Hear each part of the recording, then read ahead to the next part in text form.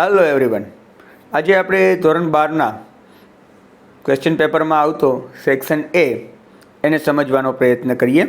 અહીંયા મેં એક સેક્શન એ તમારી સમક્ષ રજૂ કરેલો છે, તો એને સમજીએ અને એને સોલ્વ કરીએ. જીડી વાછાણી કન્યા વિદ્યાલય કેશોદ તરફથી હું ડી.એ. ઠાકર. આજે આપણે આ પ્રશ્નને સમજીએ. ટ્રુ ઓર ફોલ્સ 4 માર્કમાં આવે છે. પહેલાં આપણે એ 4 સ્ટેટમેન્ટ એ વિધાન જોઈએ. The crown pull practice makes the fluid move freely.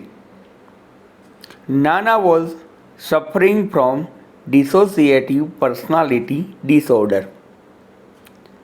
Driver ants eat only small insects.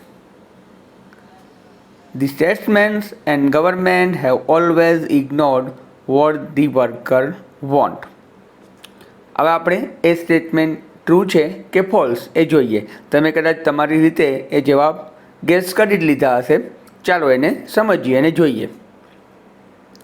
પહેલું ફોલ્સ આવશે. ફોલ્સ એટલા માટે કે અહીંયા ફ્લુઇડ છે, એકચ્યુઅલી ક્રાઉન પુલ છે એ સિરેબ્રોસ્પાઇનલ ફ્લુઇડને ફ્રીલી મૂવ કરે છે, ખાલી ફ્લુઇડને નહીં. નાના was suffering from dissociative personality disorder true છે. ફોલ્સ આવશે કારણ કે એ ફક્ત નાના જંતુઓને જ નથી ખાતું, એના રસ્તામાં જે પણ આવે એને ખાઈ જાય છે. અને ચોથું છે એ ટ્રુ છે. તો આ આપણો પહેલો 1 થી 4 પ્રશ્ન થયા. હવે આપણે એના પછીના 3 પ્રશ્ન 5, 6 અને 7 ફાઇન્ડ ધ નિયરેસ્ટ મિનિંગ જોઈએ. પહેલાં આપણે એ પ્રશ્ન જોઈ લઈએ.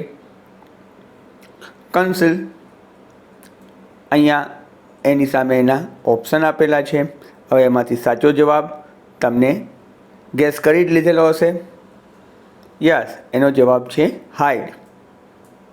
પરસ્યુટ, અહીંયા એમના 4 ઓપ્શન આપણે જોઈ લઈએ.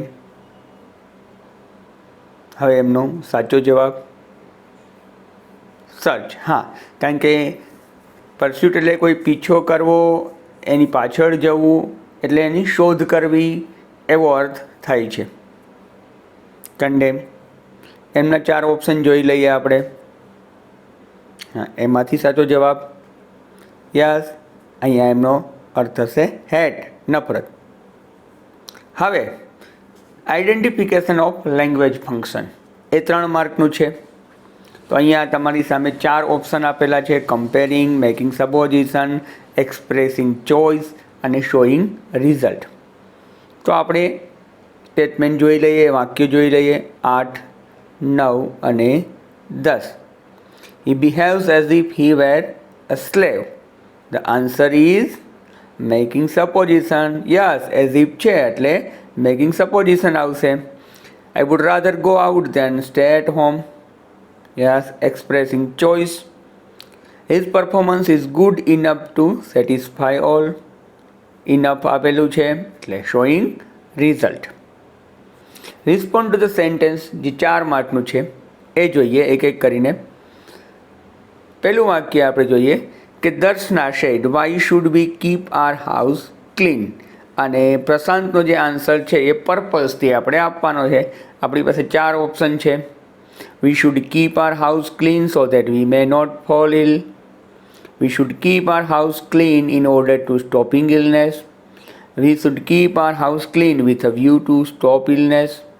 વી should keep our house clean to fall ill. હવે પહેલાં આપણે એ જોઈએ કે પર્પઝ બતાવતા શબ્દો.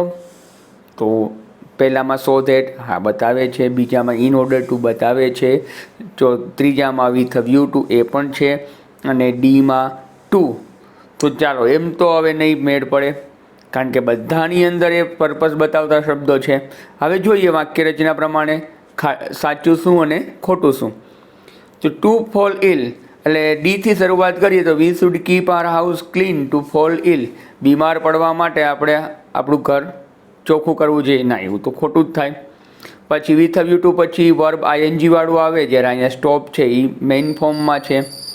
ઇન ઓર્ડર ટુ પછી ક્રિયાપદ મૂળ રૂપમાં આવે ત્યારે અહીં આઈએનજી વાળું છે. તો yeah the answer is A સાચો જવાબ છે. 12મું વાક્ય જોઈએ. માહી કહે છે why didn't you buy the dress. તો રાશિનો આન્સર તમારે રિઝલ્ટથી આપવાનો છે. ઓપ્શન જોઈ લઈએ. The dress was very costly. The dress was so costly that I didn't buy it. I didn't like the dress, so I didn't buy it. This dress is costly enough to buy. તો હવે result બતાવતા હોય એવા શબ્દો અહીંયા બે ઓપ્શનમાં નથી, એ અને સીમાં. તો બી અને ડીમાંથી ઇનફ છે એ પોઝિટિવ બતાવે છે, હકારાત્મકતા. અહીંયા એને કોસ્ટલી ઇનફ લીધેલું છે તો એ નહીં આવે. તો સાચો જવાબ આવશે બી આવશે, કારણ કે a dress was so costly that I didn't buy it. કારણ કે એ અને સી એમાં સો ધેટ કે ટુ ઇનફ કશું જ નથી. તો આન્સર સાચો થશે B. The dress was so costly that I didn't buy it. કારણ કે એમાં સો અને ધેટ છે, અને ધેટ પછી આખું વાક્ય છે. 13મું જોઈએ. Hitanshu said what did the teacher advise you. ધ્યાની એને કહે છે રિપોર્ટિંગથી, એટલે આપણે ડાયરેક્ટ ઇનડાયરેક્ટ એટલે રિપોર્ટિંગ ફંક્શનથી આપણે એનો આન્સર આપવાનો છે. ઓપ્શન જોઈ લઈએ. The teacher told me that I was performing well. The teacher advise me to work hard. The teacher advise me that do your work honestly. The teacher advise me that I had made a mistake. હવે advise આપેલું છે, આજ્ઞાર્થ વાક્ય હોય તો આજ્ઞાર્થ વાક્ય હશે તો એમાં આજ્ઞાર્થ આપતો હોય તો એમાં ધેટ ના આવે. તો 3 વાક્યમાં ધેટ છે તો આજ્ઞાર્થ વાક્ય છે એ TO2થી જોડાય. તો અહીંયા બી ઓપ્શન છે એ સાચો થશે. 14મું વાક્ય. Mister Verma our mind never remains free. તો મિસ્ટર શર્મા કે જે કનેક્ટિંગ ઇન્ફોર્મેશનથી કહેવાનું છે. We try to remain free but our mind invite thought from anywhere. We should be very careful in this matter. Mind is such a complex thing. All of this. તો connecting information છે તો અહીંયા તો સાચી જ વાત છે કે એ છે એમાં જ બે વાક્યો જોડાયેલા છે. તો આન્સર ઇઝ એ. કારણ કે બી અને સી એમાં વાક્ય એક જ આપેલું છે, કોઈ વાક્ય કનેક્ટ થતું નથી. તો જવાબ એ આવશે. હવે ફ્રેમિંગ ધ ક્વેશ્ચન જોઈ લઈએ 3. Jenika likes Marvel's film the most. whom Jenika likes the most. whose film does Jenika like the most. whose films Jenika likes the most and whose films do Jenika like the most. માર્વેલ્સની જે લીટી છે તો પ્રશ્ન એ વિશેષણ ઉપર છે, કારણ કે ફિલ્મ પણ કોના? માર્વેલના. તો વૂઝથી બનશે તો પેલું એ તો નીકળી જશે.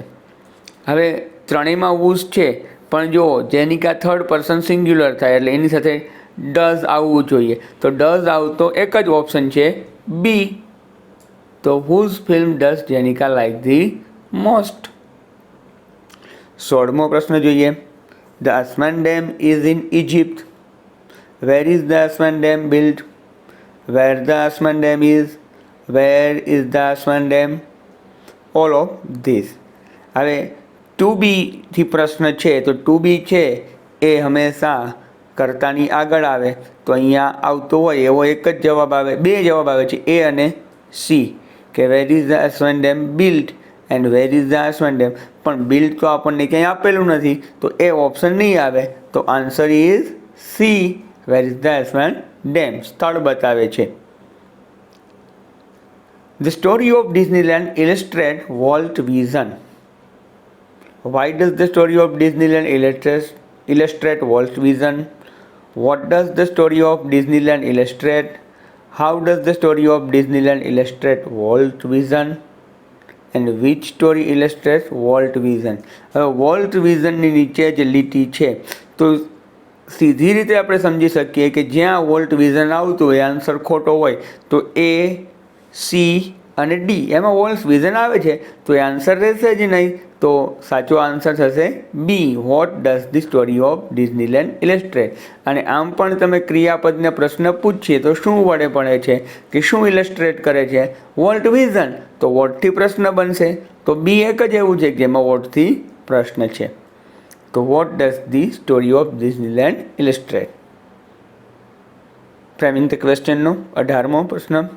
India has got the freedom in 1947. When India has the freedom got? When has India got the freedom? When India has got the freedom? And when has India get the freedom? Has થી પ્રશ્ન પૂછાયેલો હોવો જોઈએ તો has થી બધામાં પૂછેલો છે, બધામાં when છે. તો હવે વાક્ય રચના જોઈએ. તો ઇન્ડિયાની પહેલાં હેઝ આવવું જોઈએ. તો એવા વાક્ય બે છે, બી અને સી. કારણ કે પ્રશ્ન પૂછીએ એટલે હેઝ પહેલાં આવશે. પણ હેઝ હોય ત્યારે એની સાથે ક્રિયાપદ V3 હોય તો ડી છે એમાં મૂળ રૂપમાં છે એટલે ડી જવાબ નહીં આવે. તો answer is yes B. When has India got the freedom. કે બી હેપી એન્ડ હેલ્ધી. આ રીતે તમે પેપર સોલ્વ કર્યું છે. હવે તમને એક પેપર હું ગૂગલ ફોર્મની ટેસ્ટમાં પણ આપીશ, તો એને પણ સોલ્વ કરજો. અને છતાં પણ કંઈ પ્રશ્ન હોય તો જણાવજો. Okay, thank you.